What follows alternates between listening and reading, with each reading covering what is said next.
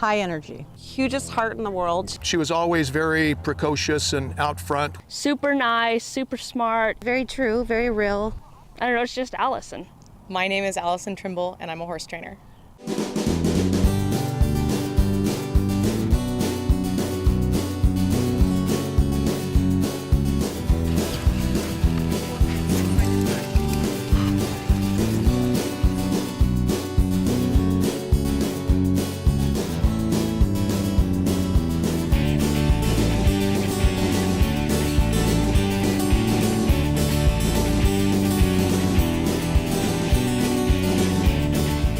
Allison is incredibly talented, has helped me immensely with my horse and my horsemanship. And she's different in the sense that she's got horses that people can ride to feel with the maneuvers and are supposed to feel like on a broke horse.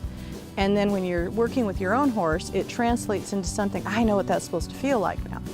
She'd stop, got off of her horse, had someone else get on her horse and said, now draw back, turn her around, bring her around, see what that feels like? Oh yeah, I didn't know. Back on their horse, much more possible for them to understand in that context. I had to sort a lot of stuff out on my own. And I think even more importantly, because I was a non-professional growing up, I owned my own horses, so I have a totally different view of what it means to be sitting on the horse you trained and not really have done a very good job, or be frustrated, or be all those things. I mean, that's very real to me. I mean, I have lived that, I've walked in those shoes, and there's a really big variety of people who come to these kind of clinics. And for this, I think I love it because it's an opportunity to kind of introduce some horsemanship things to people that they haven't considered before, because it becomes really apparent that they can't get from here to there or accomplish the things they want to. And it gives me a platform or an opening to start talking about some of those things, and I think that that's extremely valuable. I mean, kind of the basis of my whole program is that you can train and do these complex maneuvers, but there's still very simple basic principles that you're building on. So I'm encouraging people to, start and have an understanding of horse behavior and training philosophy that's growable, that you can build upon, that is a really, really strong foundation. So you can kind of go as far as your horse is able to go and you're able to go, and that's kind of, to some degree, infinite. And I also am encouraging people who do have more of a performance-based program, or who the horses are more that way, to not forget that the horse does have some intrinsic value, and to be able to build a relationship with your horse. I think that Allison is an inspiration to a lot of people because she is very honest, and she makes mistakes and she admits it. So she never gives the air that she's infallible and that she's always done it correctly. She's the first one to tell you, don't do that with your horse because this is why, this is what will happen because I've done it. A lot of the horse training and a lot of Allison's program can come over into life things, life experiences, like the way you train horses. It helps you with your life, in life and with people. And I really do believe in Allison's program for that reason, because it's not just horse training. I really care about the truth of a situation. Is my horse really broke? Not how broke does my horse look, or am I really getting this, or is someone really grasping this concept? Not, did we get by and I say, atta girl today, and you give me my check, and, and we go on about our merry way. I want people to actually improve, and I want to actually improve. I want to be better horsewoman, and better friend, better daughter, better everything, That she is very genuine. I think she's got a big heart. I think she loves animals beyond measure. I think she really truly cares about people. I think she cares deeply about how successful people are with their horses.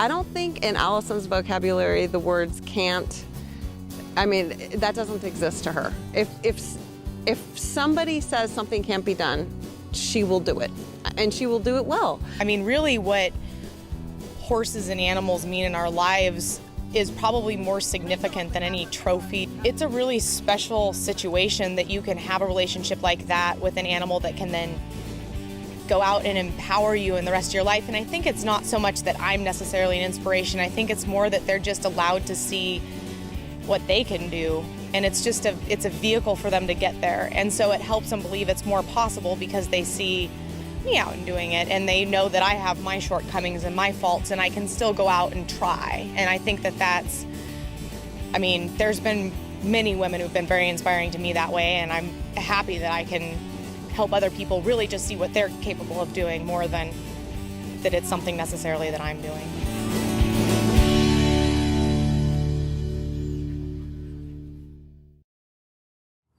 She was a great little kid. It was, you know, it was a pivotal point in my life. I was 32 when she was born, and it was just a wonderful time for my wife and I. Growing up, I think it was probably different than it was for most kids because I grew up in Alaska. We were in the middle of a couple hundred acres of timbered area on a bluff above the Anchor River on the Kenai Peninsula. And we were probably about 16 or 20 miles away from any significant towns. Allison was 3.5 years older than her younger sister, and they were real close.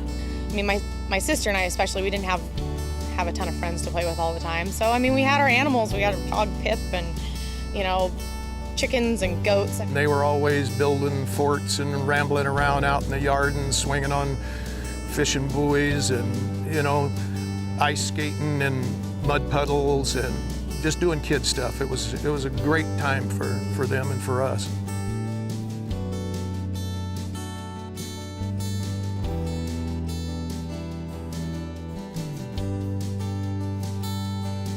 There's pictures of us with goats in the brand new kitchen of our new house, baby goats, bottle feeding them. And there's a perfectly good garage downstairs, you know.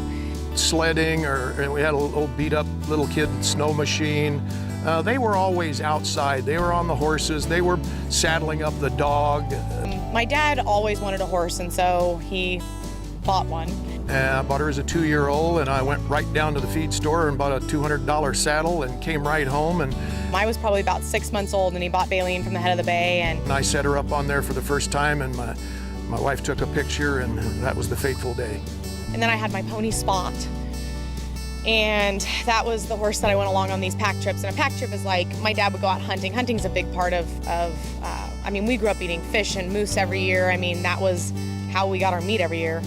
And it was really fun. I mean, it was a really great bonding experience. My dad and I have always been pretty close. And then we did 4-H, and I was rodeo queen, Happy Valley rodeo queen at 13 years old. You know, I played sports all the rest of the year. Alaska's really indoor sports kind of place. And then all summer long, I mean, that was all we did. We were out in the middle of nowhere, just rode horses all day long, kind of.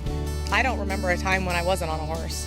Both of my parents are very family-oriented, very hardworking, very loving and supportive. I mean, my parents never missed a basketball game, a life event. I mean, still don't. I mean, they're the only reason that I've been able to do any of the things that I wanted to do.